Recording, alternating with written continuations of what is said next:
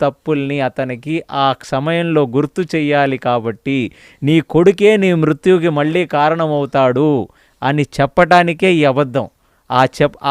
ఆ ఒక్క సెకండులో ఎప్పుడైతే అశ్వత్థామ మరణించాడా అని ఆలోచన అతను ఎప్పుడైతే అంతర్ముఖంగా లోపలికి వెళ్ళేలా చేస్తుందో ఆ ఏమరపాటు క్షణాల్లో దృష్టద్యుమ్నుడు కొట్టేస్తాడు ద్రోణాచార్యుని. అంటే it is a lesson Krishna was teaching to Duryodhana. అందుకనే కదా భీముడు అతన్ని చూడగానే క్వశ్చన్ అడిగింది, నాకు తప్పదు, నేను యుద్ధానికి వచ్చాను, నువ్వెందుకు యుద్ధానికి వచ్చావు, నీ వయసు ఏంటి, అసలు నీకు ఈ యుద్ధంతో ఏమన్నా సంబంధం ఉందా, ఎందుకు రావాలి నువ్వు ఈ యుద్ధానికి అంటే ఒక కొడుకుని సెటిల్ చేద్దాం, కొడుకు రాజభోగాన్ని అనుభవిస్తే చూద్దాం, కొడుకు కోసమే, ప్రతిదీ కొడుకు కోసం, ఆయన బ్రతికిందే కొడుకు కోసం.